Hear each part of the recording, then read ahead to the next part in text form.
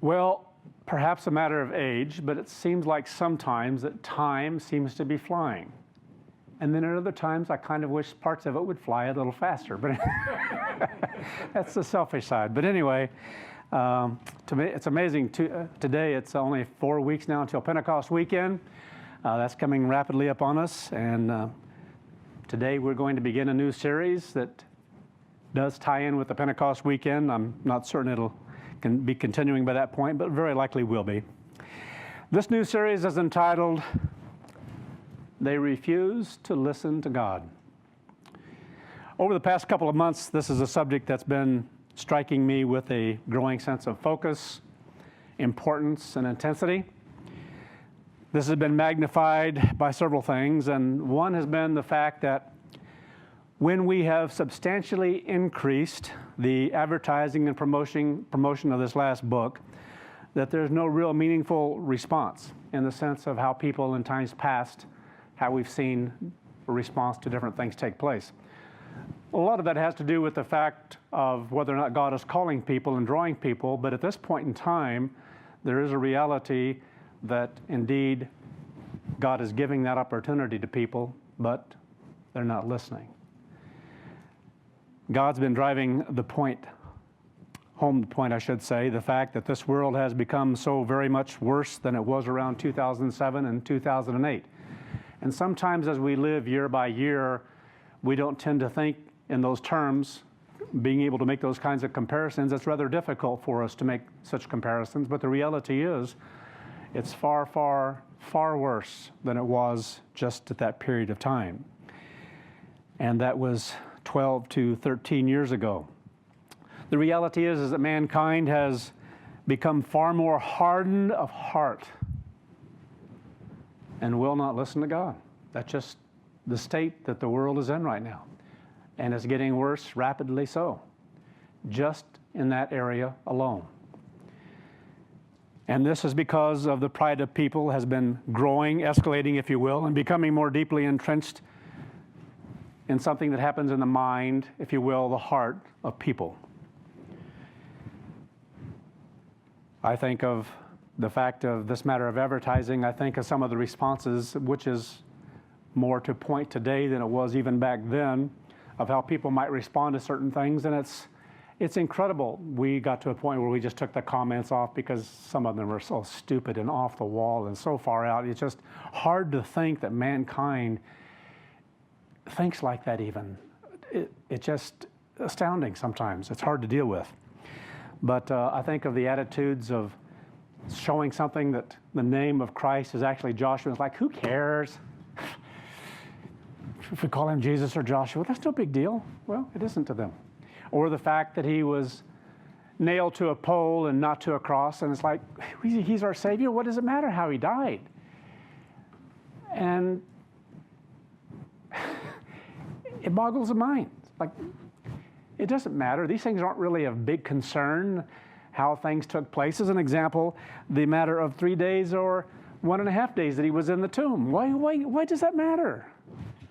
And we're just talking about a physical plane here of something that people could look at, take a look at as far as what Scripture has to say, and realize that there are some things you could look at just on a physical plane and learn, grow, just in carnal human knowledge, but people don't care. Well, there's a combination of reasons for this kind of attitude of change and why the heart's becoming more hardened, because it is becoming more hardened, just like in the time of Pharaoh, just like in the time of what happened, if you want to talk about when the children of Israel were brought out of Egypt, when it talks about the hardening of the heart. The same sort of thing that happened before the days of Noah and the like, which we'll talk upon as we go through this particular series. But to realize why some of these things are happening, it's good for us to stop and pause and think about it. But a lot of it has to do with the events that happen to be turning people more and more inward. This is what happens. It's happened at different times in history where even nations, communities turn inward. And we see that happening in a very big way, even especially with the boost of COVID. People are turning more inward and people exercising more control over people. And it's about power, it's about vanity, it's about pride, and some of the things that human beings, the games that human beings play, politics and so forth, that is so ugly, so nasty. And there's no end to it. It just gets worse and worse and worse. You think, can it get any worse? And it just gets worse and worse and worse. But people are turning inward. And that's a very dangerous thing, because it tends to make the heart become more hardened. Because you don't care about others. You don't care about other nations. It's just our nation, wherever you might be, whatever nation you're living in. It's about our prosperity. It's about what we need to do. Like China and other places, their people are being taught, if you will, to think in a certain way, to respond in a certain way. Candidly, much of it has to do with preparing for war. And so it's just a norm for them, but very much inward, to where people are justified in the things they do then to other countries. So there's no bringing about peace in this age. There's no ability for people to try to bring about peace. It's just gotten to a point where everything's headed toward a great war. And that's just a reality of life. But the world, even there, shuts themselves off from that reality. Don't want to consider it fully, although there are those who are saying it more and more. But it's like, oh, ho-hum, a war coming. Probably won't be nuclear. Others saying it's going to be nuclear. It's just the insanity of the human mind today, of how people are thinking. No soundness of mind, no sound reasoning as a whole. It's just getting worse and worse and worse. It's also due in large part to the fast growth of people becoming slaves to the wrong use of technology. That's why I've tried to warn the church at different times, don't become a slave to technology. Hence, a long time ago, we addressed Facebook. God blessed us with that, of putting all your information out there and throwing everything out there for everyone to see, to know about. And then how it's misused, mishandled by other people. And how people get trapped in that, because that becomes their life then. On the internet. What's so-and-so doing? How are they doing? And then people begin to feel low about themselves because look at others, what they're doing, and the things they're putting out there look so great. Young people have had a really hard time with some of this stuff, to the point of suicide. Suicide, so great nowadays. In the sense of the numbers of people considering it. What was a sign the other day we saw of teens, I believe it was, 1 in 4, considering suicide at some point. Insanity. And so the warning's gone out to the church, don't become a slave to technology. Don't let your cell phone rule your life. Because candidly, it works its way into too many people's lives to where it starts controlling you and your actions and how you react in public, how you do things wherever you might be. It's like you have to answer. You have to see. Oh, not only that, now you can have a buzz on your wrist and remind you somebody wants to be in contact. There's a message out there for you. Oh, what is it? Nuts, absolutely nuts. And this is due to a vast flood of rapidly communicated information today. No end of books, no end of writing. Who could have imagined what the world would be like at the end time? So much information out there. And when you get on and right now it's being controlled. I hope you notice this.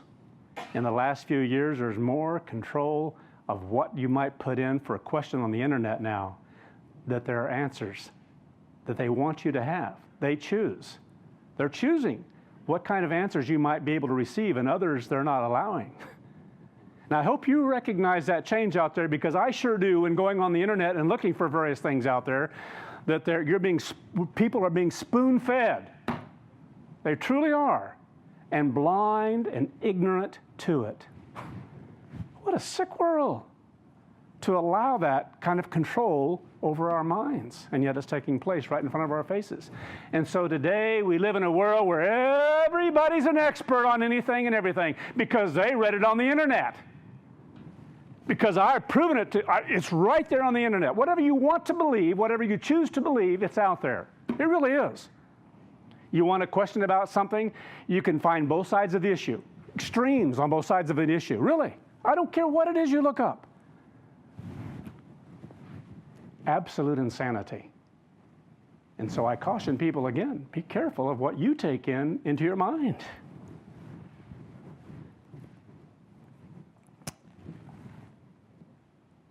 And that's from God. Sometimes we hear things and we don't think about what God gives us and what he inspires to be given, when he gives it to be given, and so forth.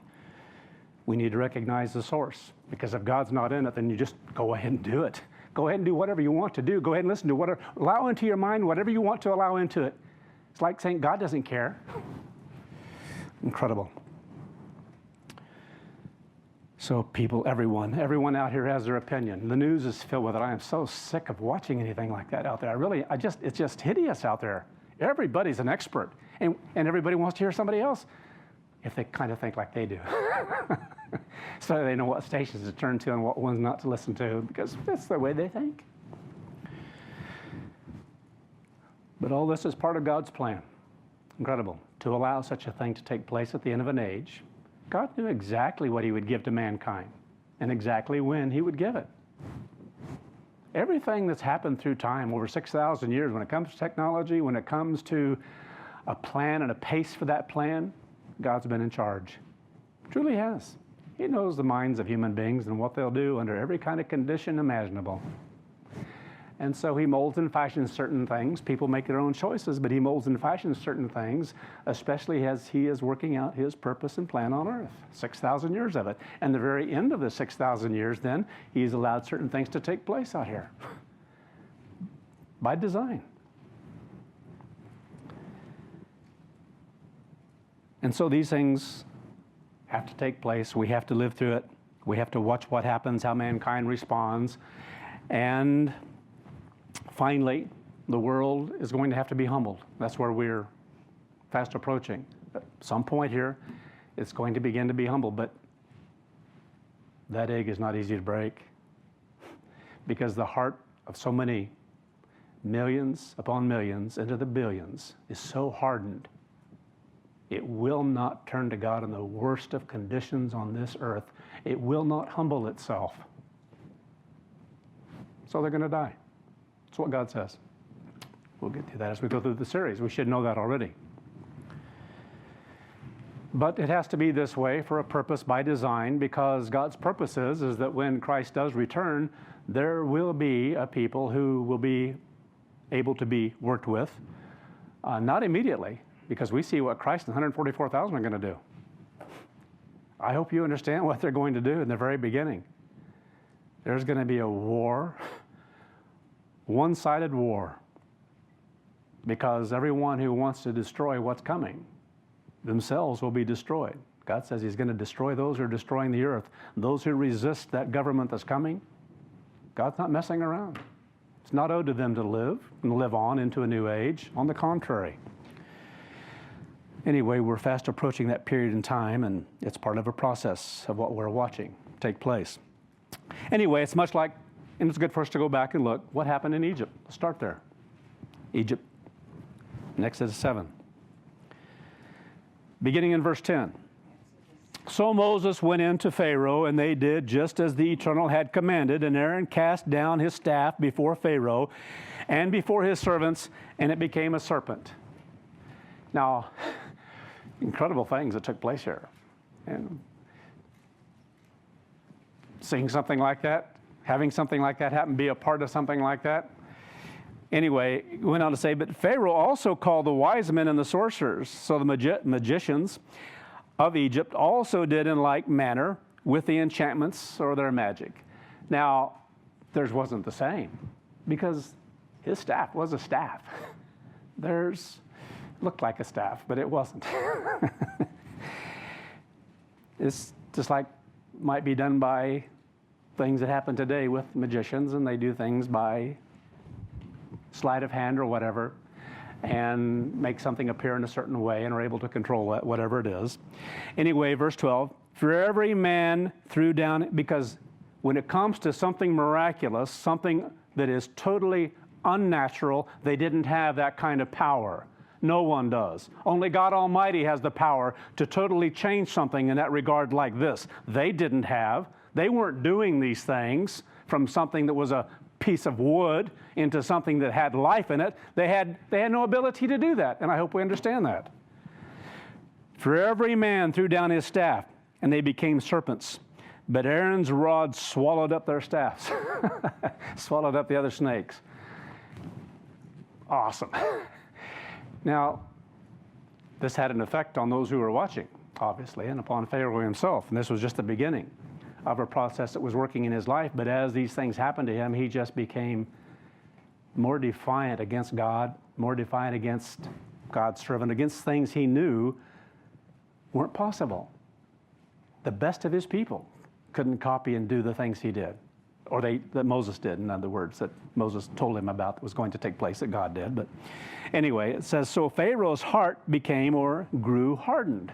So there are things that cause the heart to become hardened, and it has to do with human nature, obviously. Lust of the flesh, lust of the eyes, the pride of life. And when you are the greatest ruler on earth at that time, in the sense of what you know and what you see with other nations, this is a pretty hard thing to take, and that's what was taking place. So to become humble is not an easy process. And I think if we're not careful, sometimes we think because of what's going to happen in the future, the people are going to change quickly when things begin to happen and turn to God quickly. And we've had the concept in times past of how great the millennium was going to be throughout the millennium, but we disregard human nature. And then what it's going to be like during the great white throne. The reality is, when people are resurrected and they live ugly, hideous lives and their hearts are hardened, they're still hardened when they're resurrected. Incredible. So Pharaoh's heart became or grew hardened, and he would not heed them, meaning he would not listen to them, to Moses and to Aaron, to the message that God had given through them to give to him. So he wouldn't listen.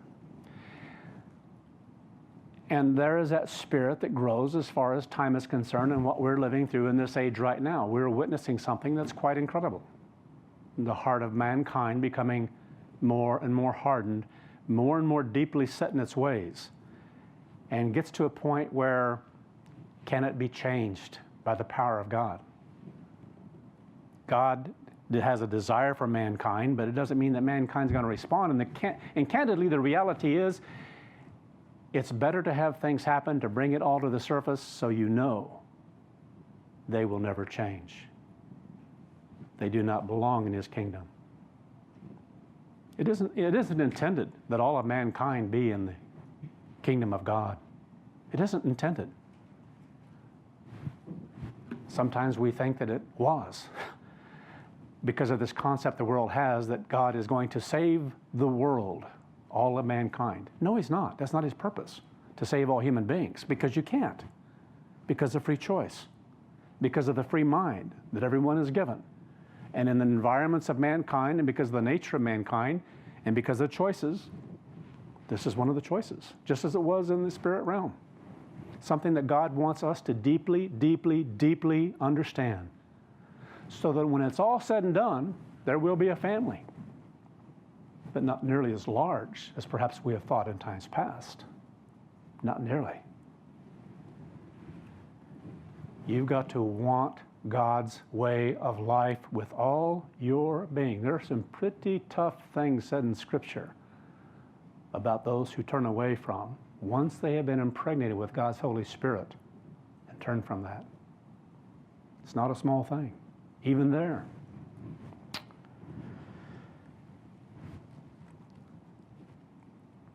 So again, so Pharaoh's heart became or grew hardened, and he would not heed them, would not listen to them, as the Eternal had said. And again, because of events, because of conditions that they experienced or can be experienced that can harden people, strength and pride, candidly, is what takes place. Pride becomes hardened, strengthened in a person's mind. Then the Eternal said to Moses, Pharaoh's heart is hardened. He refuses to let the people go. In other words, he won't listen. Surprise, surprise. Chapter 8. Then there was a plague of the lice. And after that, this is the point we come up to then, Exodus 8, verse 19. Then the magician said to Moses, or said to Pharaoh, this is the finger. So we're going through these different things that are happening, and finally, even they had this response. They said, this is the finger of God.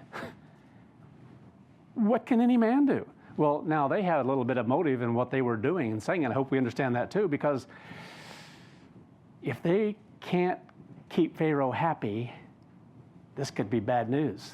They lose their life. And so what do? Whether they believed it or not, this is the hand of God. God is doing this. Well, they surely full well knew, obviously, by this point in time, there wasn't a human being that could do it, because they were the best of the best in being able to deceive people and do the things they did. Anyway, so it said, this is the finger of God. And Pharaoh's heart hardened. Isn't what he wanted to hear. And he would not listen to them, just as the Eternal had said. Verse 4, the Eternal shall sever, meaning make a distinction, to separate. We've read this in times past here.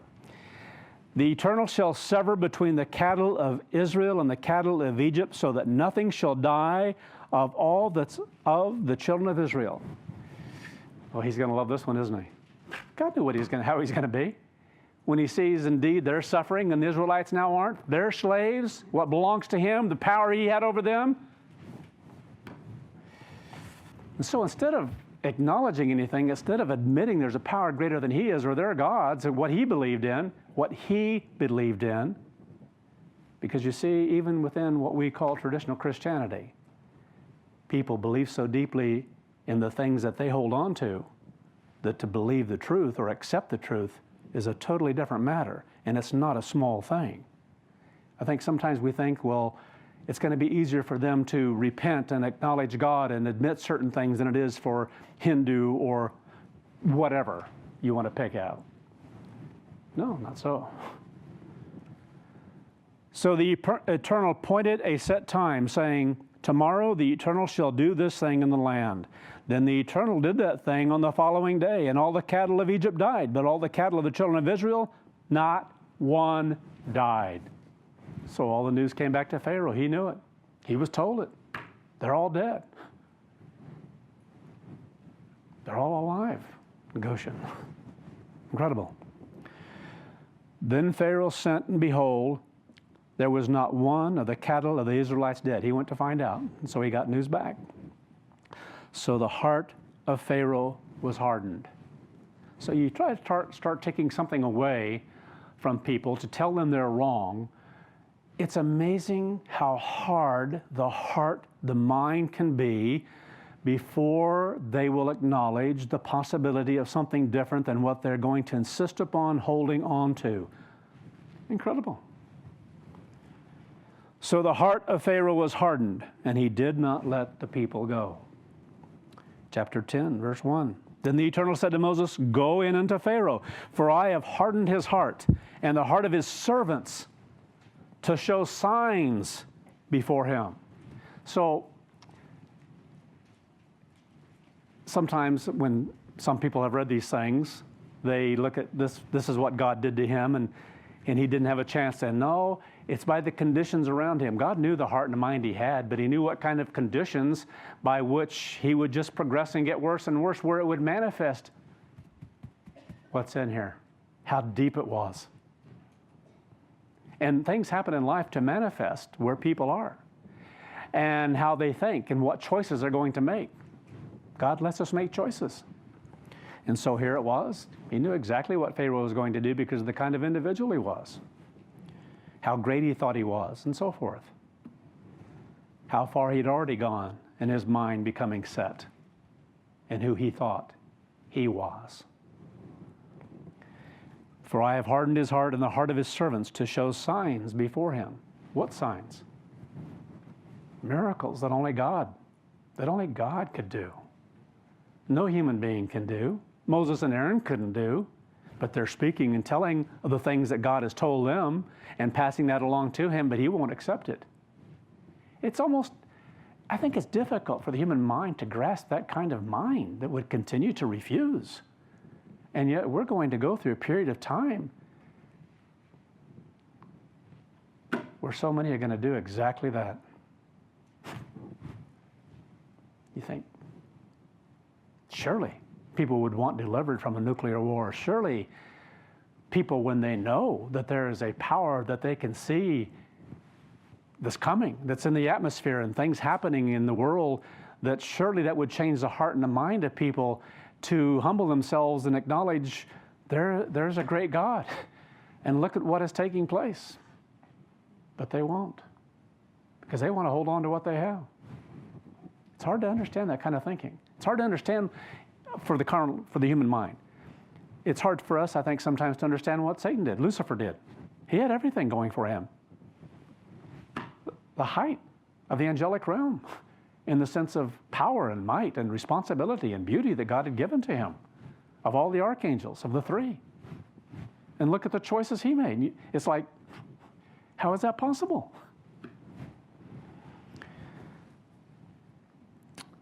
Again, and his servants, so their hearts were becoming hardened through this process as well.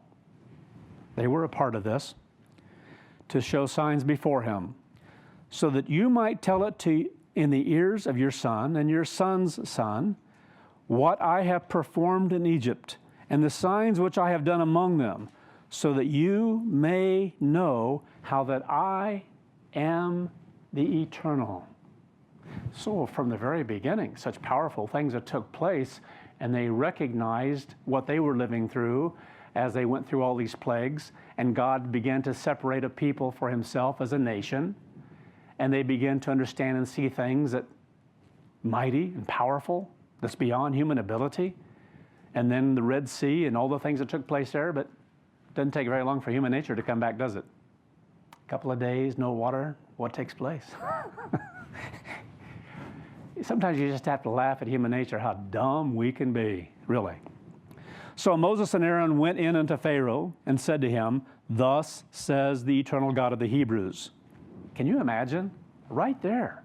With that kind of a mind, with that kind of an ego, with that kind of thinking, really hard to take. And it was very hard for Pharaoh to take all this. It truly was. How long will you refuse to humble yourself? The same thing is true today. How long will people refuse? You know how long? Right up to death. Right up to when they die. Right up to when they're killed. By powers great. How long will you refuse to humble yourself before me? Which means refuse to listen, in essence, because it has to do with listening, whether one will humble themselves enough to really listen to what God is saying. What is he saying? Let my people go so that they may serve me. So again, incredible. The different things we see through time and have happened through time, and things we need to learn from. So again, this world is in slavery. Thinks it's free, but it isn't. The mind of Egypt is very much throughout this world. People in slavery, just like I talked about technology, don't even acknowledge, don't even realize what they're in slavery to their own human nature. It's the mind of Babylon. When you think about Babylon, people are enslaved to that. They really are. To what they grew up believing, that it becomes very difficult for them to accept something different than what they've always been told, because that requires humility. It requires a willingness to listen to something different. That you aren't so right. That you aren't so absolute in your mind about what you're holding on to and what you think and believe. Incredible how far the mind can go, just like in traditional Christianity and what people will hold to. I was thinking today as I watched part of the funeral of Prince Philip, and when they finally got inside the cathedral, and then one marching down in front of them with this great big mitre on his head, the old fish. They got rid of that which was a Catholic church, but they didn't get rid of the fish and the stench that goes along with it. Dead fish. Sorry. But you think about human beings and how human beings think, and they carry the things on with them because they're captive to it. They're enslaved to it. And Only God can free us from it. But to begin the steps of being freed, those are some pretty big steps. And it requires a lot, which begins with humility, which is hard for human beings to taste, to accept, to receive into their life, into their thinking. And that is going to always depend upon the hardness of the heart. How far have you gone? I hope you realize that society has changed so much. I've seen so many. I was thinking the other day what it used to be like in different areas where you could leave a car in a parking lot and not have to worry about it being locked. Leave your doors unlocked wherever you lived. And then slowly but surely things begin to change and people begin to turn more inward out of necessity because of the kind of world we live in. But people are much different today than they were when I was growing up. They truly are, much different.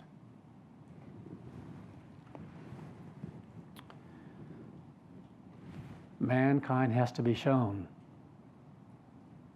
how far we can go when allowed to go our own way. Because there's a certain heart that people have, but in certain environments and what people build and what they make, they don't realize, they don't understand. But God wants us to experience those things, so we are so deeply convicted as we mature in this life, whatever that might be in the great white throne or during the millennium or now, until we're able to be born into God's family, that we are so deeply convicted of what God is offering us.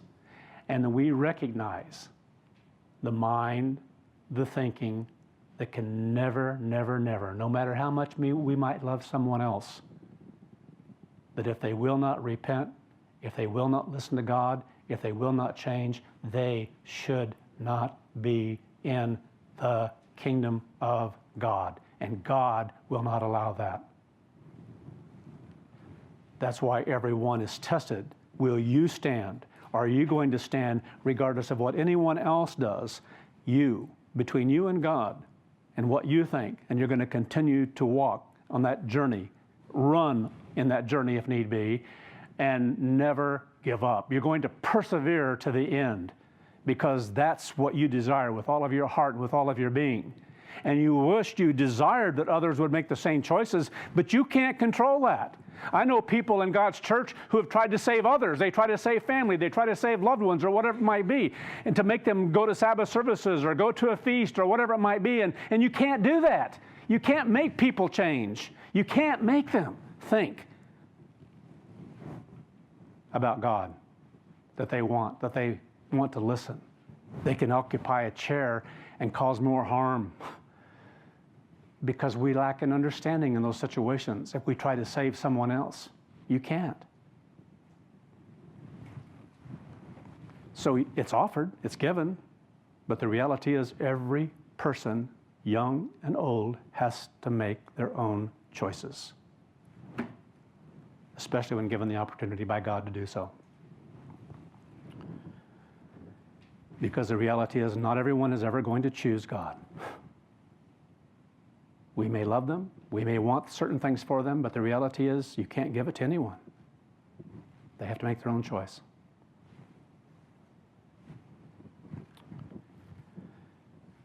And the mind of Assyria, which is screwed up government, is deeply ingrained in the minds of human beings, to where different ones believe their government is right or their idea about government is the best.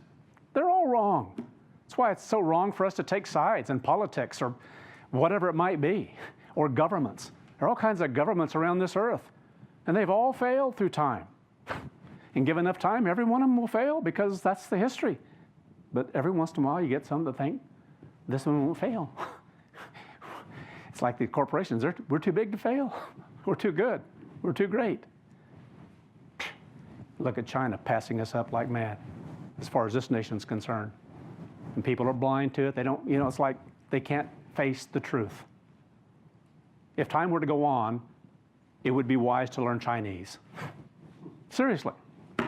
Like a lot of people have learned English through time because of what happened with Great Britain and then the U.S. and then that influence around the world, but that influence is waning rapidly. far more rapidly than people seem to grasp and comprehend. Doing it to ourselves as a people.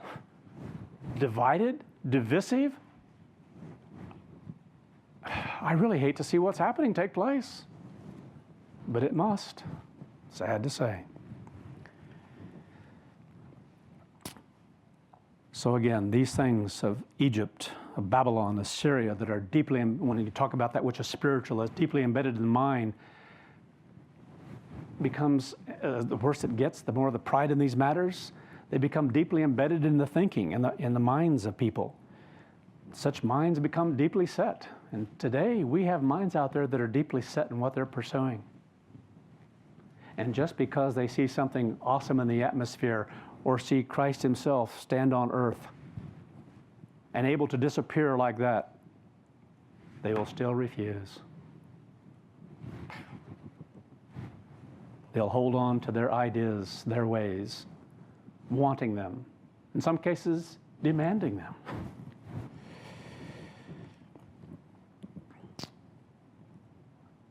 So as a whole, they'll just not listen and they won't be humbled. Psalm chapter 81.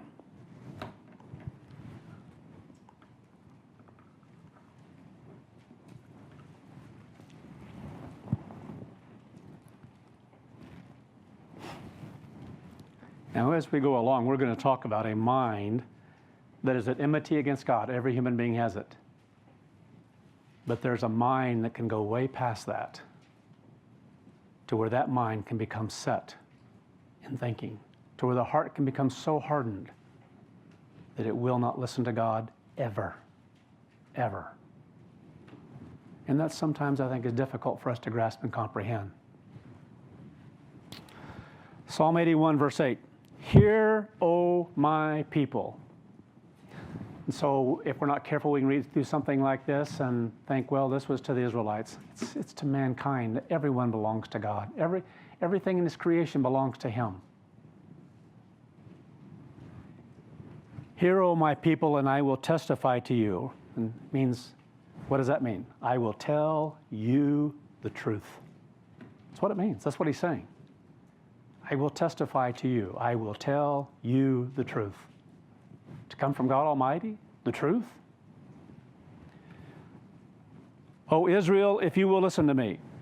So again, we can look at this and think, see, it was just physical Israel. No, it's not. To all whom God gives opportunity to be drawn, to be called, to listen to him. But there are those who are going to refuse and not listen at all.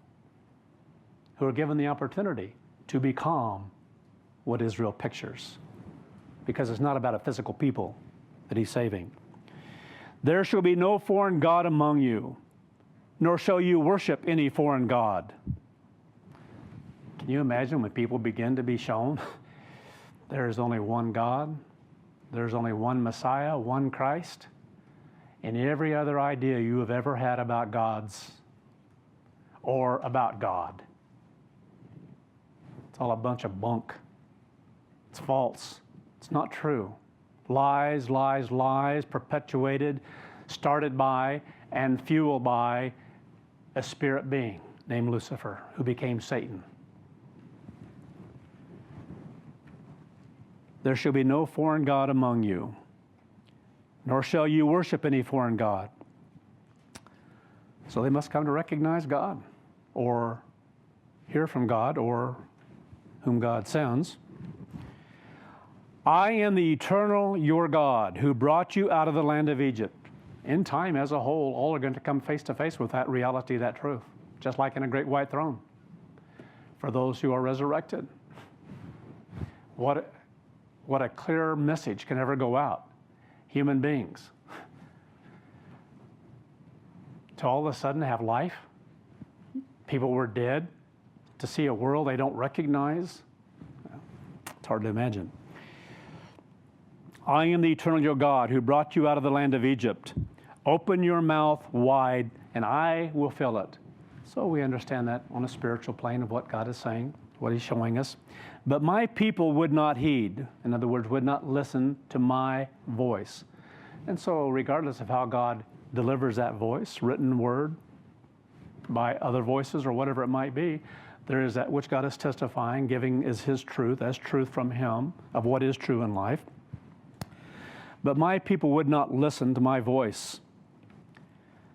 Israel would have none of me. So that sets the example as far as a nation of people. It's there for a purpose, to show that they couldn't hear God. They went off and did their own thing. The Jewish people have done their own thing in time, to the point when Christ came along 2,000 years ago, he condemned everyone in what they were teaching and what they believed as a whole, as far as those who were teachers, because they had gone off in left field. And in 2,000 years, they've gotten much worse. That's why it should be an astounding thing to think that there were ministers in God's church who began to give credibility to rabbis, because they must know more about the Bible and the Old Testament than what we do. So they're a source of authority. And I think, are you stark raving mad? What is your source of authority? Something that someone has written in a book who doesn't even have God's Spirit? And you want authority? You want truth from that? What's wrong with you? Verse 12. So I gave them over to their own heart's stubbornness. God lets us choose what we want. And if people want to be stubborn, he's going to allow that to the very end, if that's what they want.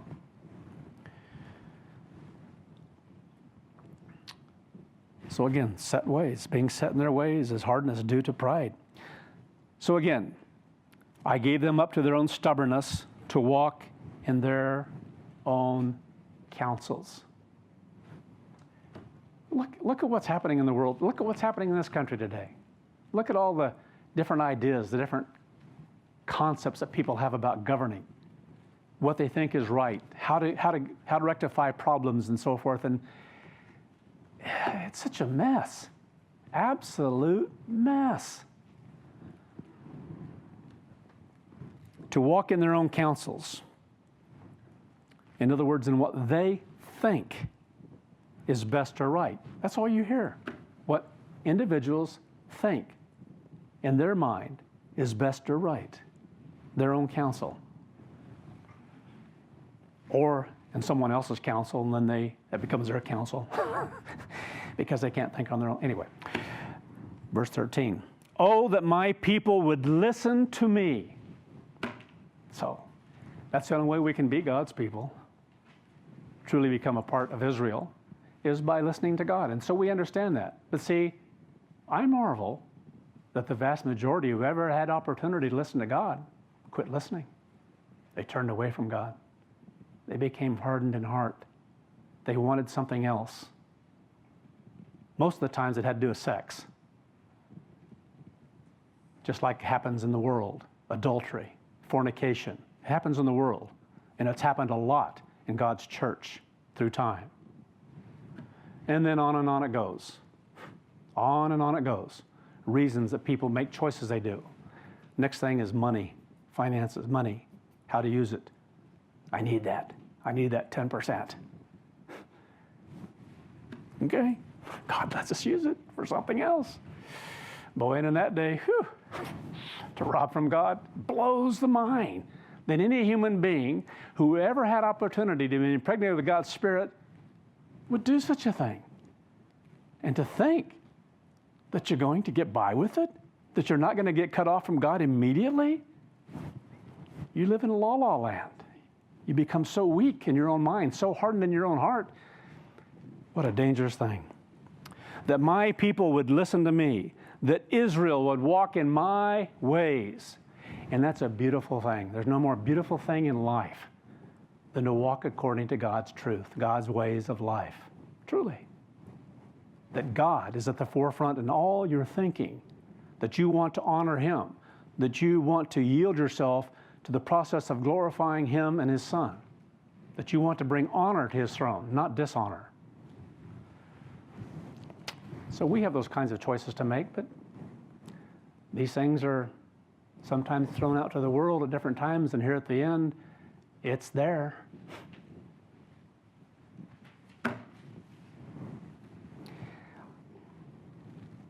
And the reality is, we continue to do what we can do where we can, and God says to that level is all that's needed. And it is a witness of how far the world has gone and what the world is. Sad. Sad that mankind can be that way, but that's what it is. And so to realize that's why it's going to be so bad. The war that's coming.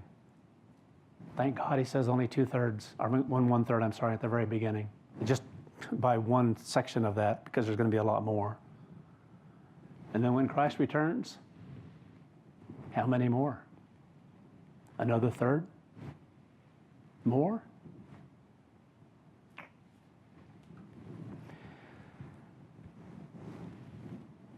Isaiah 1, verse 1. God gives opportunities at different times in different ways, has to mankind as well, but the record of the carnal mind isn't so great. So I think it's very good for us, healthy for us spiritually to contemplate, to realize, to know, to understand nothing is owed to any human being. And when God gives opportunity for a certain way of life, then it's up to us to make those choices, and we have to fight for it.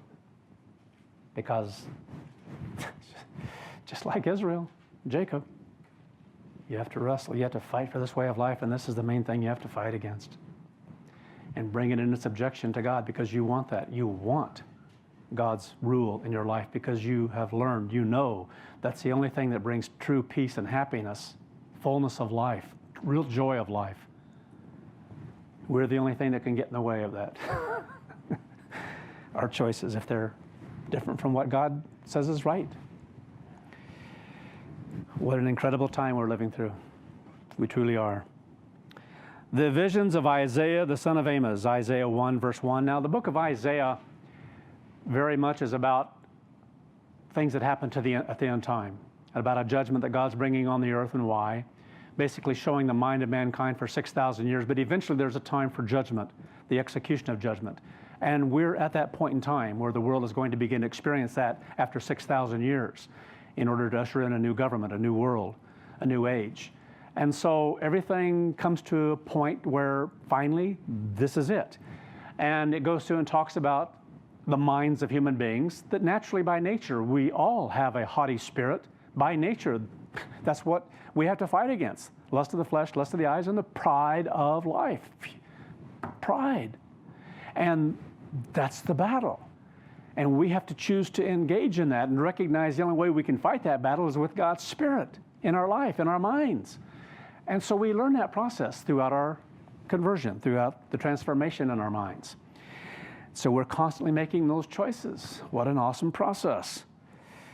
And so Isaiah goes through and explains many of these things as you read through, and we're not going to take time to read through a lot of it, but over and over again, it keeps going back to this saying of what God's going to do. He's going to humble us. He's going to take the pride out of human beings. Either they'll be dead or they'll humble themselves. That's what it's coming down to. Either they won't live on. As a whole, there's still pride. Every human being has pride. I hope you understand what I'm saying. But there is a level of pride that God can't work with, will not work with in certain instances, like the beginning of the millennium. The vision of Isaiah, the son of Amos, which he saw concerning Judah and Jerusalem in the days of Uzziah, Jotham, Ahaz, Hezekiah, kings of Judah. So it goes through and talks about a point here of something in Isaiah's time and what God gave to him, but it points to something far greater at another time as we go through it. Hear, O heavens, and give ear, O earth, for the Eternal has spoken. I have nourished and brought up children, and they have rebelled against me. Incredible, the human mind. They have rebelled against me. So just as far as the earth is concerned, mankind is concerned, we see a world that is so far away from God. Even in traditional Christianity, it's so far away from, they use the name, they read stories, but the mind is so far away from what is sound or balanced. And verse 3, the ox knows its owner, and the donkey its master's crib, but Israel does not know. This is a marvel here, even with physical Israel, if you look at it. And sometimes, sadly, it carries over into the church if we're not careful. Because a lot of people have gone this way. They've lost sight of God. God Almighty. Who is God? Who is Christ? They've lost sight of it. The ox knows its owner, and the donkey its master's crib. But Israel does not know. There's a time when people can lose what they were given to know. But even looking at humanity, people won't humble themselves to acknowledge that there is a God. You look out in the heavens, the more science, the more scientific things that we come to grasp and understand, if you will, things of science that we come to see on a true scale in the sense of how small, in the sense of how great, we should be able to marvel at things around us. But man is so turned inward, mankind, that it's even difficult for people to, they don't know. My people do not consider this. In other words, who their owner is, who feeds them. They give certain things lip service, but doesn't go very deep. Verse 4, alas, sinful nation, a people burdened down by iniquity. And so if we look at the world, and especially where the Israelite nations have gone, who had more of an opportunity and ability to see certain things, to hold on to certain things, and there are certain things that God has blessed them to have because of that lineage and things that have taken place through time. Alas, sinful nation, a people burdened down by iniquity, sin, burdened down by it. But the world doesn't realize that. There's so much sin in this country, in every country of the world. But it's getting greater and greater and more in the open. There are things on TV today that people should be abhorred by. And yet you go back in time at a certain time, and some people freaked out when they saw someone singing a song and he's shaking his hips. You know, can't show that on TV. You know, those gyrations, because they weren't just gyrations. They had a connotation with it, and they understood that back then. Today it's like, are you nuts? What's wrong with your mind? Well, what's wrong with their mind? Because their minds are so far gone in that respect, they can't grasp those kinds of things. How people dress, why they dress certain ways, what certain things are used for, why it's done that way, why advertising is like it is. You know, that there may be a naked woman there, well, almost naked, and you think, what are they advertising? Oh, and then toward the end, they finally have what is ever advertising, you know? Why is the mind like that? Well, farther and farther and farther and farther away from God. Misuse of technology, greed, money, whatever it takes to sell yourself out. And people are willing to do it. Alas, sinful nation, a people burdened down by iniquity. Now they don't grasp, the world doesn't grasp it's burdened down by sin, but it is. Because when there's a burden like that, there's oppression, there's heartache, there's pain, there's suffering. I think of just the reality alone of things that happen in marriages, in the world, and people who can't live together very long. And then they go on to another who has had the same situation in their life, but that's going to be different. They'll be different. And then they turn out the same way, and it's like, you just keep going. This is madness of how mankind thinks. And people are burdened down by it because a burden hurts. It's painful, carries a great weight to it. But what an awesome blessing to live God's way of life, not to have that. What a blessing it is not to be burdened down by the hurt and the pain and the suffering and the sorrow, the betrayal, the things that go with how people live and think in their relationships and how they treat one another, how people treat each other on the job, how people treat each other in government, and on it goes in corporations. There's some nasty things that go on and what people will do. Alas, sinful nation of people burdened down by iniquity, a seed of evildoers. Now, when you're in it, it's like the frog in the pot, which some get upset and say, oh, that wasn't a true scientific thing that really happened. And it's like, well, it's good to listen to it and think about it because there's something you can learn from it if you just learn a little bit. Jump out of the pot, there's boiling hot water, you know. Anyway, I don't want to go into that.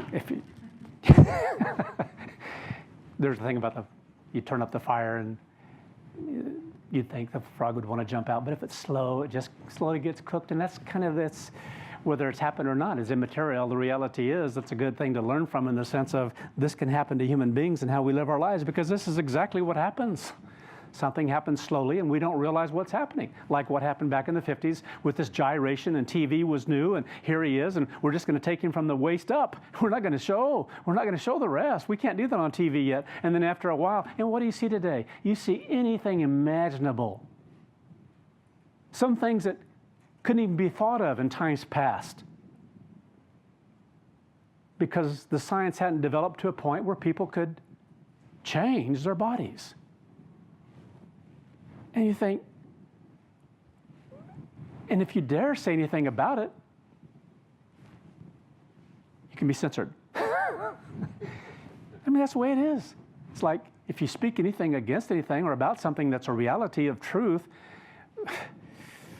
it's like you're an evil person. You're an evil person. Where's that coming from? Perverted minds. Minds are so screwed up and hardened of heart they don't know up from down, front from back. It's where we are today. I hate to think what it would be like a generation from now if mankind were allowed to continue on that much longer. Of people that are living in this age, of what they're going to be like farther up the road. Because the reality is, it would become so much worse, that it would be hard for us to grasp how much worse it could become. They have forsaken the eternal. So whether people know God or not is immaterial in this and what we're talking about, the end of an age.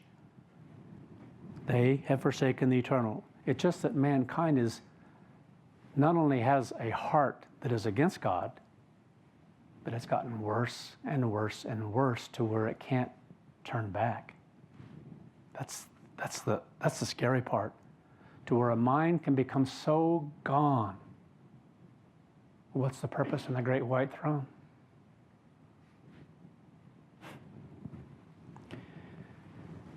Because God already knows them. It's going to be hard enough because, well, we'll get to that in the sermon series. They have, it says, provoked. Sometimes I'm so disgusted with how the scriptures are translated. It's just, they paint God in a way that isn't true. They put thoughts in the mind that aren't true, because the only thing they can equate to, because they don't have God's Spirit, is something that we're like as human beings. We get mad. We get provoked at people so easily. And God can be provoked. Be careful. You know, it's not what it's saying at all. But because of how human beings think, when it talks about the wrath of God, they think about how man is with his wrath towards someone else. Because as God, he must be justified. Well, no, the reality is, when God executes judgment, it's about the execution of judgment. There's a purpose behind it. He loves his creation. He would that everyone would listen. But he's given everyone free choice. And we're responsible for the choices we make. And if it's against God, God tells us what's going to happen. You're going to die for all time if you don't repent. It says, they have treated, that's what it's about, the Holy One of Israel, not unto anger, with contempt. That's what the words are indicating and showing by context here in every fashion and form. They have treated the Holy One of Israel with contempt. It's about how mankind has treated God through time, how people have thought toward God, and have alienated or separated themselves by going away backward. And therein is the danger. Mankind automatically does that by nature, but even when a physical people knew about God and things of God and had a history and so forth, it didn't take long for certain ones to begin turning against that, because they turned to other gods and there were things they wanted that were against what God had given to them. Judah was the only one in that respect as a whole that kept a semblance of something that had to do with the knowledge of, on a physical plane of history, and held on to that. But it was what they did under their own power and choosing.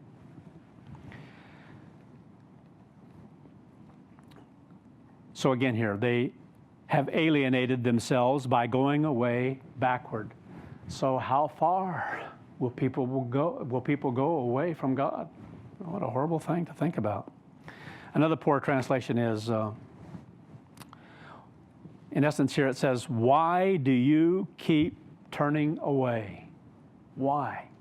When you have opportunities, think about people who have been drawn to the truth.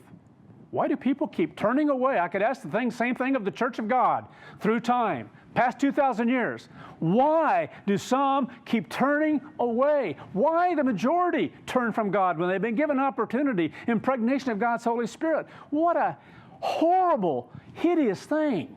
It's one thing for a nation of people, like Israel did to the north, turn from God and after a time mingle themselves with other gods and so forth, Ashtaroth and Baal and all the other things that they were messing around with, and their minds become polluted and distorted and turning away from what Judah held on to.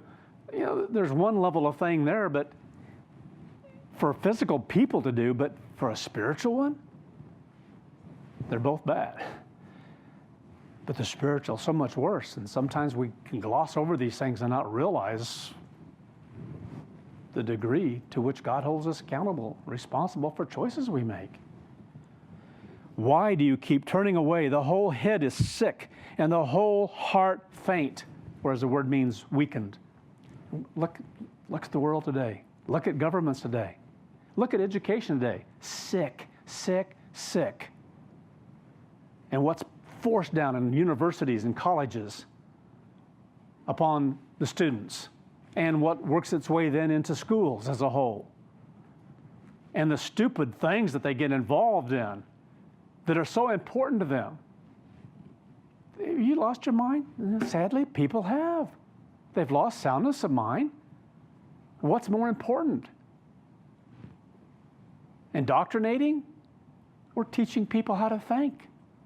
Leading them, working with them, showing them things along the path. Anyway, it's an endless thing today. And you think, where is the balance? Where is any soundness? I feel so sorry for young people today. And those who go through university and what they're having crammed down their throat. It's scary. It really is. If time were to go on, what this nation would become is scary. It really is. It's headed that way already. It's headed that way already. Outnumbered. Going to be outnumbered a whole lot more as time will going on. Because the mind of human beings is becoming worse and worse and worse on an escalating scale that is mind-boggling how fast it's happening. See, by the time you get to this point here where we are right now, another year, it goes steeper, straight up, worse and worse and worse, more evil, unsafe, unsound, perverted, distorted, sick, sick, sick. So that's what God is addressing him here. The whole head is sick and the whole heart faint. Thank God if you can see it.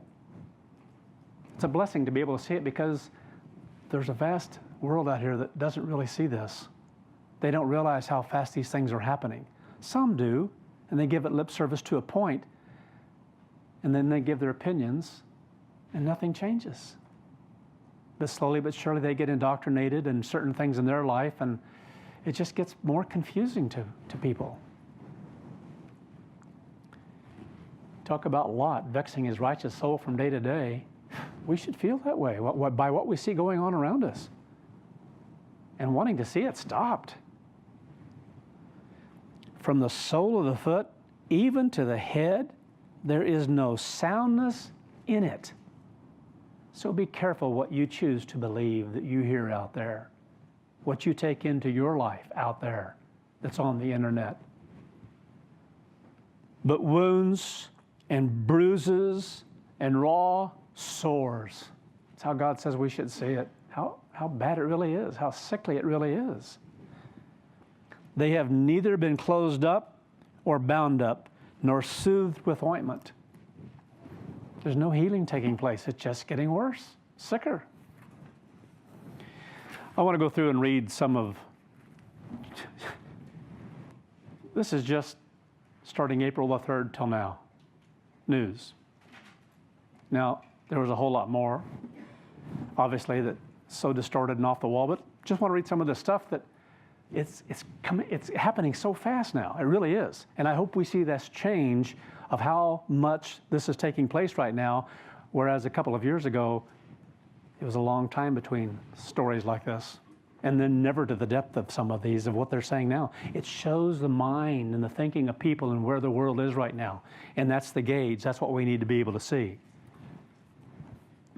I think it was Herbert Armstrong used to talk about, if you want to know what the temperature is going to be, you go down in the basement and look at the furnace and see how much fuel is being put in the fire, and you're going to know what it's going to be. Anyway, there's some wisdom in that for today.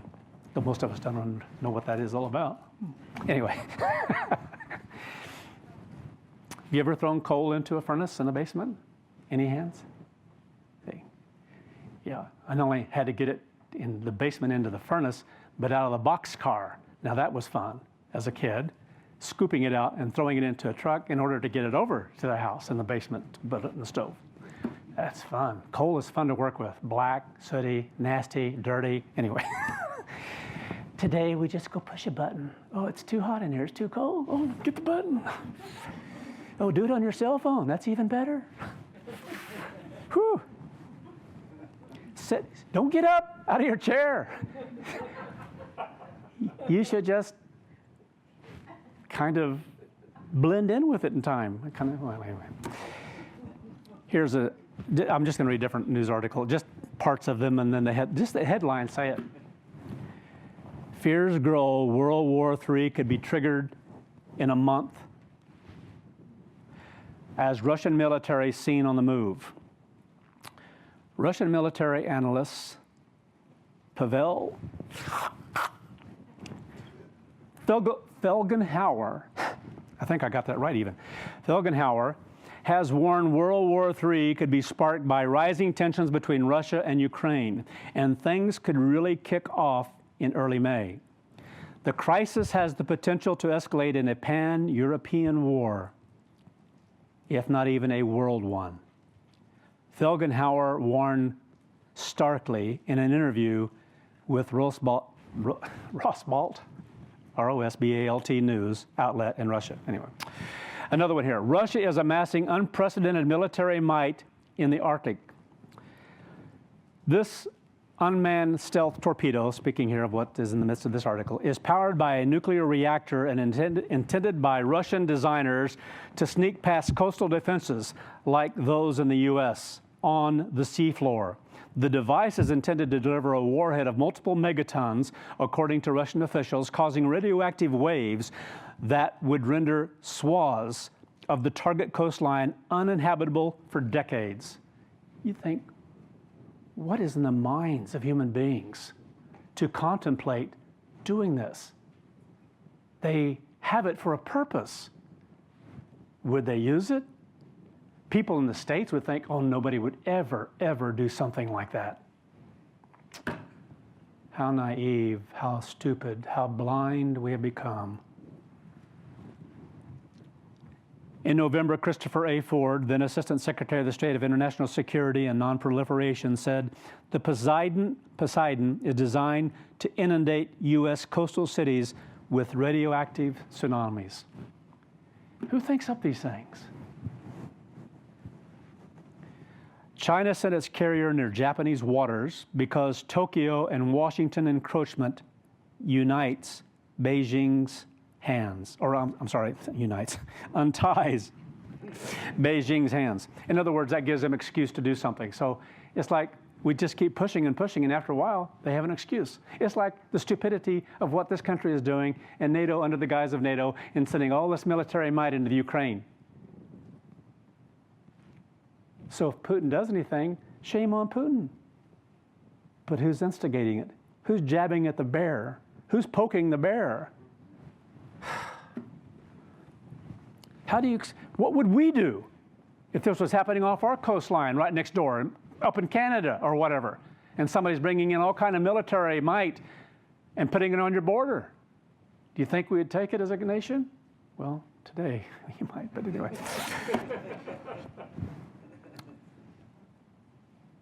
Biden administration on alert over Russian saber rattling in Eastern Europe and Arctic.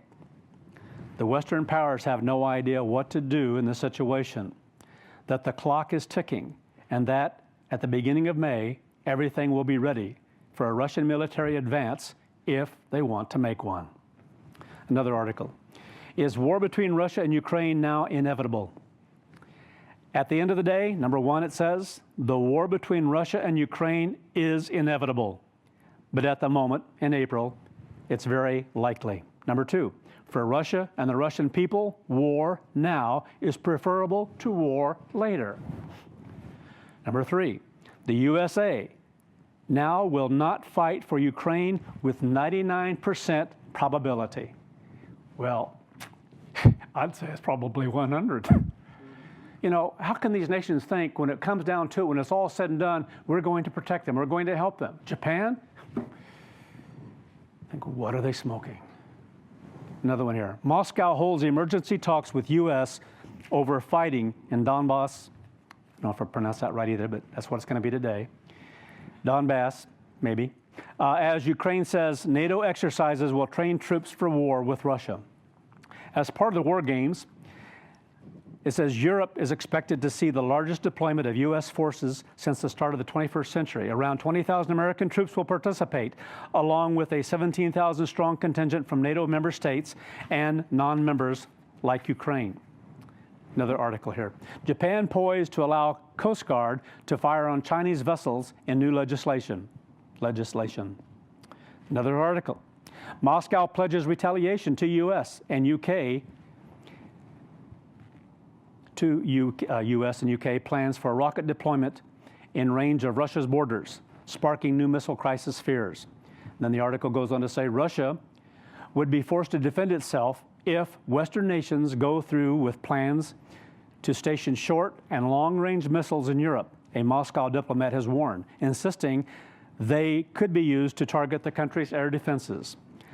The spokeswoman argued that the British military has now joined in with the opening, hostile, and destabilizing rhetoric, citing intentions to upgrade its missile launch complexes to make it possible to deliver deep missile strikes in order to neutralize enemy air defense systems. Well, just the conversation itself is mind-boggling that these things are happening. Another one here, an armada of drones sent to spy on U.S. warships off California, and Navy still has no clue why. There's a lot said there. Military doesn't even have a clue of certain things that are going on and why and who's doing certain scouting out. And you think, if you've got a whole bunch of drones going over all these military sites, oh, must be some bunch of teenagers out there or something. I mean, really, seriously. U.S. sails carrier into South China Sea as Philippines enraged over China territory grab. This is just getting started in some of this.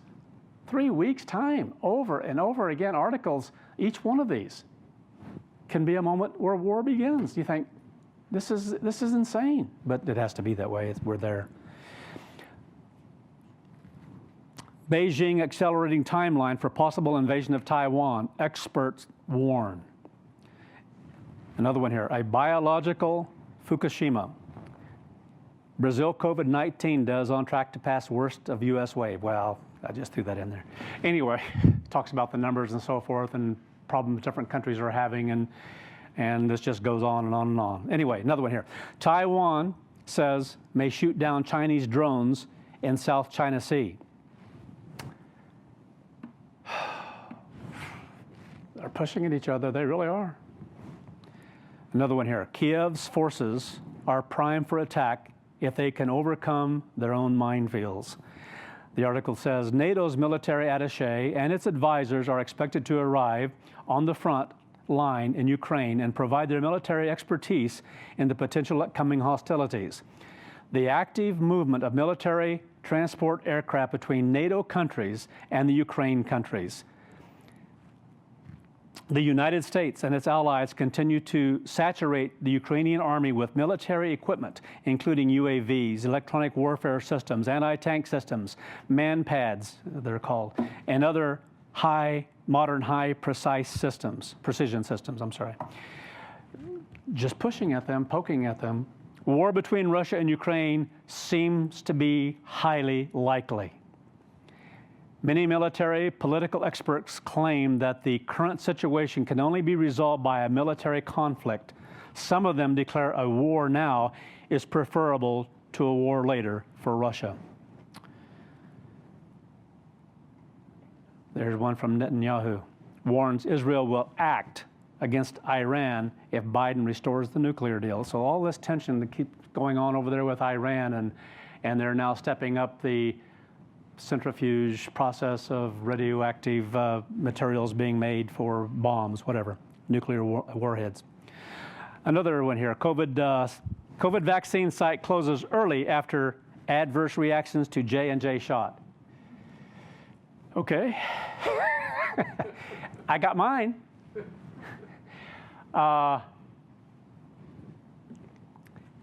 It's amazing here, some of the politics, and there's a lot of money involved in a lot of these things, discrediting different ones and so forth, and a lot of politics involved too, but there's a lot of money involved in what goes on out here and people wanting to tear down different ones for different reasons and so forth, and there are reasons behind all this, but we swallow all this stuff as far as what we hear on TV.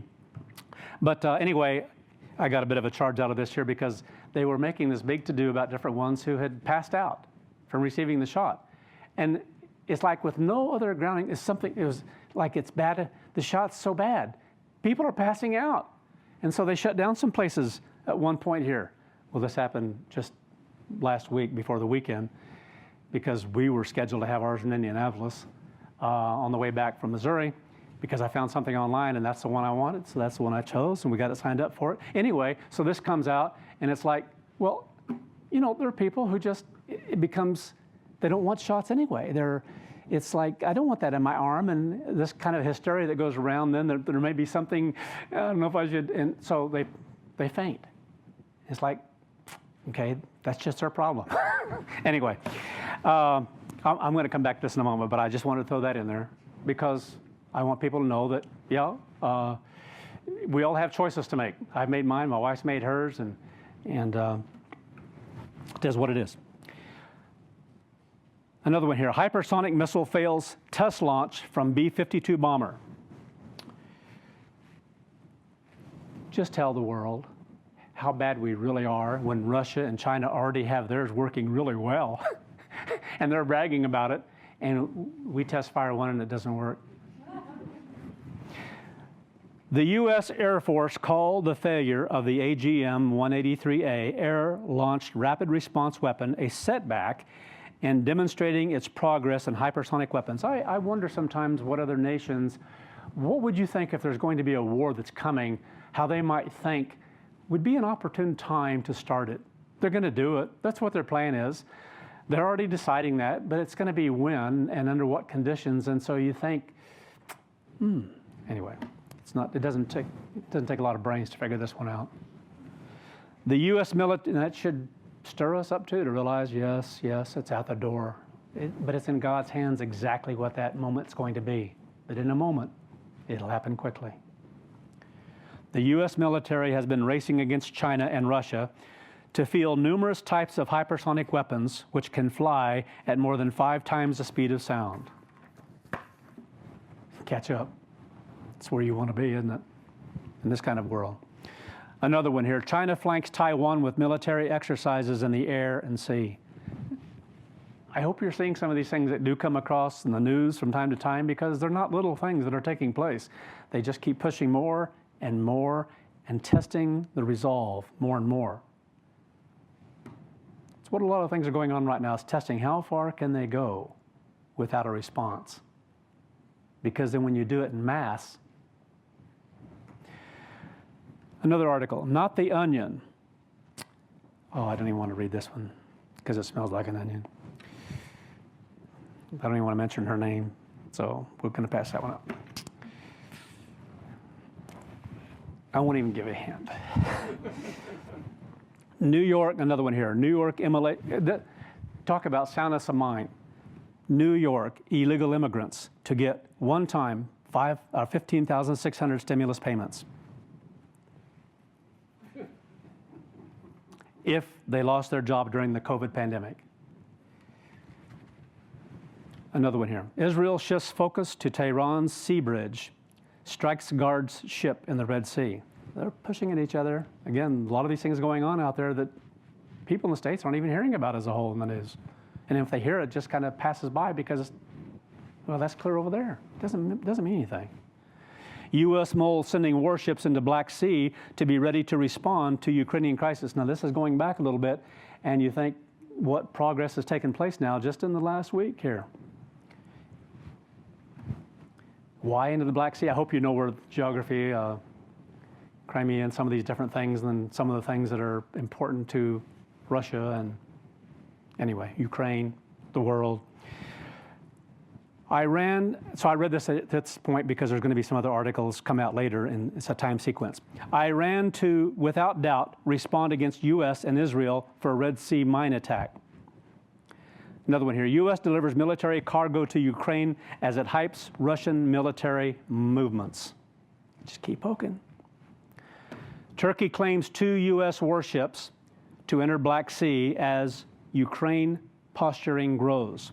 So they have to go through that particular area there, if you know, again, geography and so forth, and the direction that these would have to travel. And so they know when something is coming through, and they're notified and so forth. So here they are planning on going in there, the U.S., 2 warships. Another article here. Russia-Ukraine days from war as Vladimir Putin puts 100,000 troops on the border. The Russian-Ukraine crisis could be days from exploding into war, with a source saying UK commanders are on high alert and monitoring the situation with growing concern.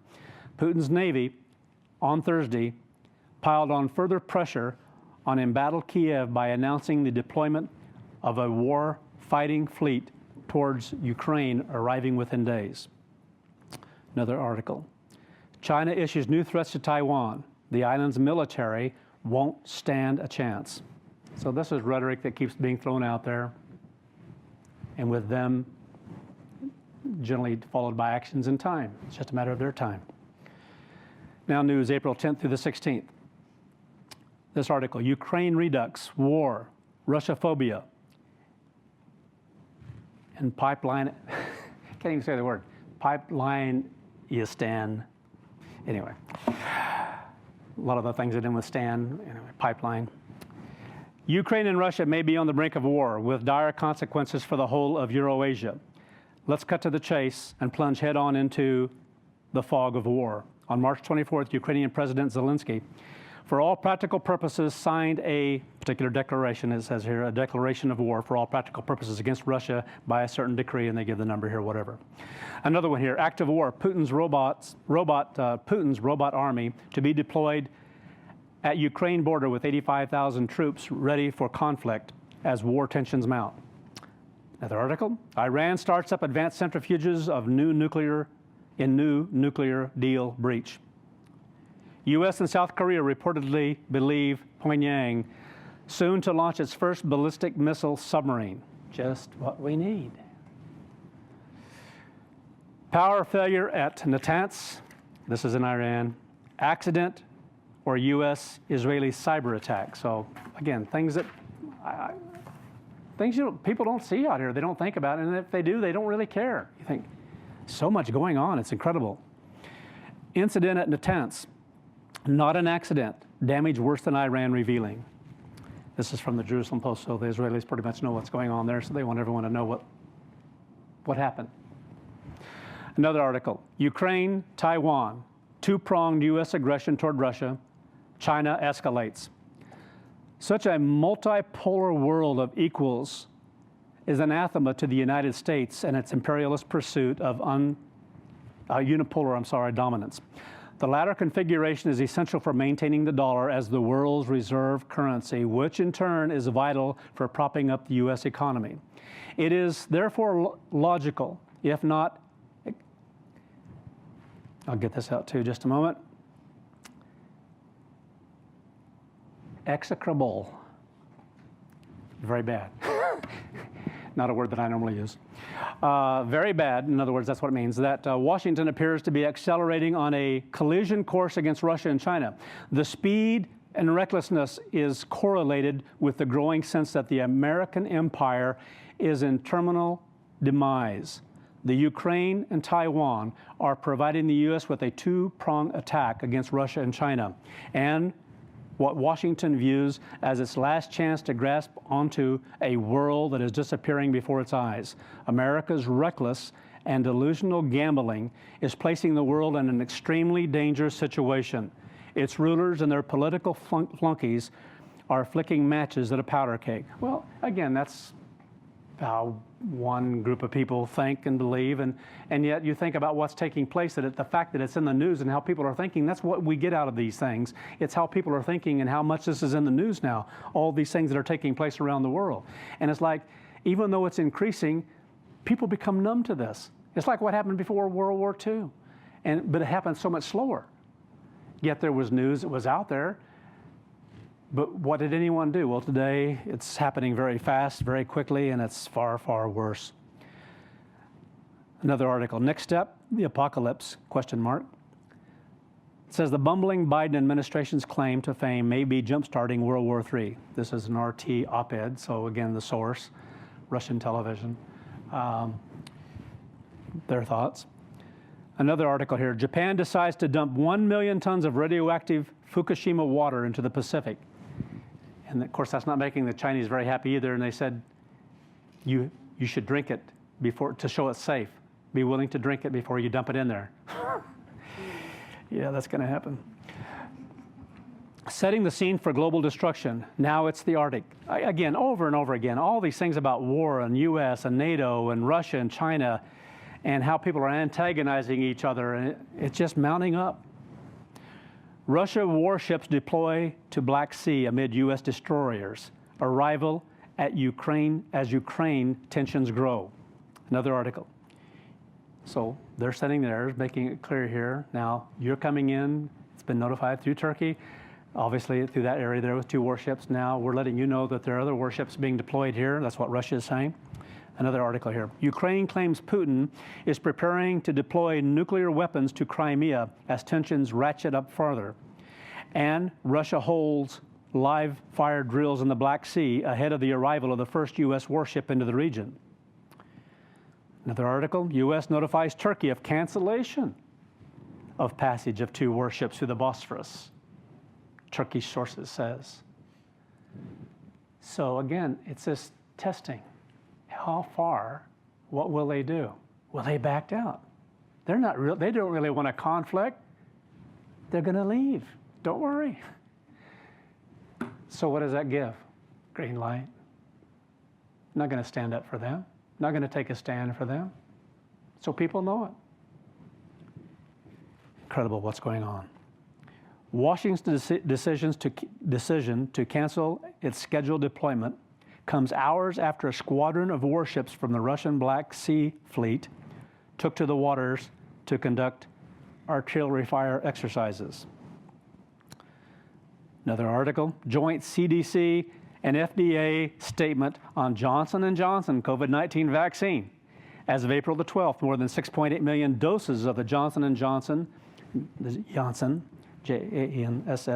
comes out of the Netherlands, with work, I guess, from some in Belgium too, that's where it was developed. The Johnson & Johnson, as it's called here in the States, vaccine, have been administered in the U.S. CDC and FDA are reviewing data involving 6 reported U.S. cases of a rare, severe type of blood clot in individuals after receiving the J&J vaccine. In these cases, a type of blood clot called cerebral venous sinus thrombosis, CVST, was seen in combination with low levels of blood platelets. I thought I'd just read this too. Cerebral venous sinus thrombosis occurs when a blood clot forms in the brain's venous sinuses. The incidence of cerebral venous thrombosis varies between studies, but it's estimated that to be between 2 to 5 per million per year. But you don't hear that. Another one I thought was unique and put out there. In other words, there are some things that happen out here for a reason, and everybody has to weigh those measures in their own lives. So which is it? Well, everybody has to decide for themselves. Anyway, I thought this was interesting. Tylenol. About 150 Americans die every year from acetaminophen, which is, I guess, what it's called, poisoning. In fact, that figure is actually a fairly conservative estimate. Over the summer, Time reported that closer to 500 people die in the U.S. from overdosing on acetaminophen. The ingredient, with another, 55,000 to 80,000 ending up in the ER for the same reason. And it's not just Tylenol. The ingredient also appears in Excedrin, pain tablets, Sudafed, sinus pills, and hundreds of other over-the-counter products. So it doesn't matter what happens in life and what's taken out there and how you take it and for what purposes. Everyone has to judge for themselves what they do and how they do it. But it's coming back. It's going to be given, and people have to make their choices. Let's see, 1 out of 6.8 million people died from this. 6 others, I think it was, had to be hospitalized and work with on this. And so again here, some of the reasoning behind some of these things sometimes blows my mind. Oh, this is where I wanted to interject this.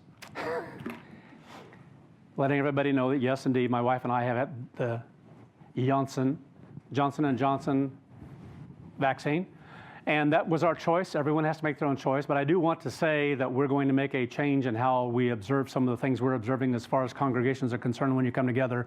If you've had the shots of anything, of any of those things, from now on, in services, you don't have to wear masks, okay?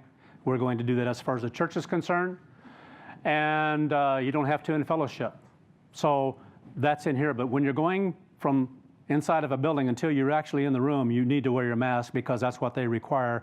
What we do here on our own is our business and so forth and how we're doing it. So this has to do if you've had the shot. This is where we're going to act upon this as far as the church is concerned. And others that haven't had it, for your protection, for your safety, because of safety of the church, then you need to continue to wear it. That's just, there has to be some kind of a guideline we go by, and that's what we're going to go by at this point in time. So I think of Early and what he's been going through, and I don't want anyone having a situation where it causes a big problem in that sense as far as the church is concerned. Anyway.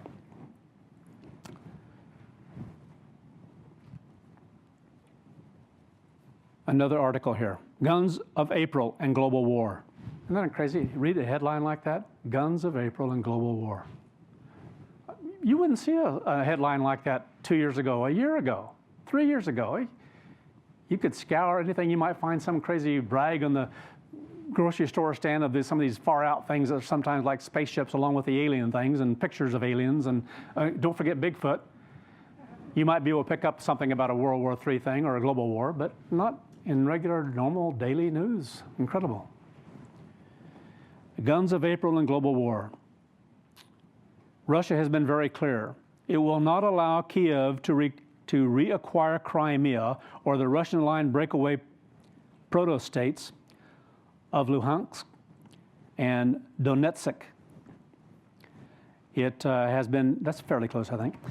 It has responded to Ukrainian President Zelensky's signing of this particular document I mentioned earlier, directing the Ukraine army to recapture and reunify these areas by flooding the Ukrainian-Russian border with weapons, troops, tanks, and elite paratroopers. And then the article says, Russia is ready for war. Then the next part of this article, farther down. China has made it clear it considers Taiwan a renegade province, and Senkaku Islands in the East-South China Sea and the Spratly Islands in the South China Sea are territorial possessions. It has promised to use military force to safeguard these claims and has built artificial islands in disputed territorial waters and sent fleets of fishing vessels to surround disputed island chains.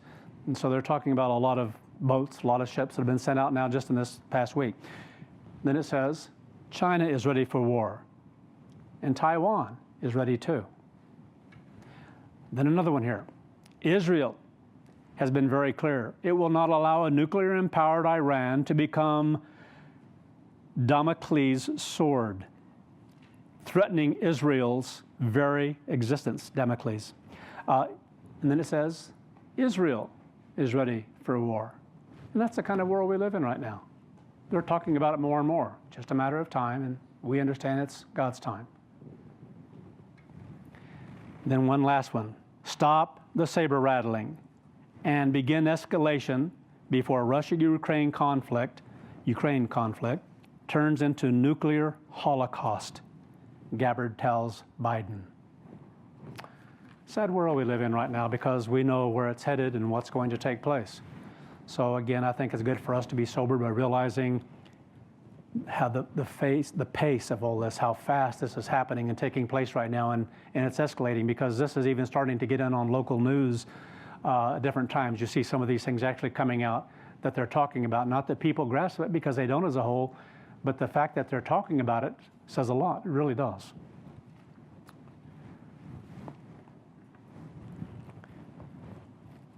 So as we look at some of these things, news in the world helps to manifest the truths about how mankind continues to get worse and worse and where we are. And that mankind is headed for a final war. Jeremiah chapter 7.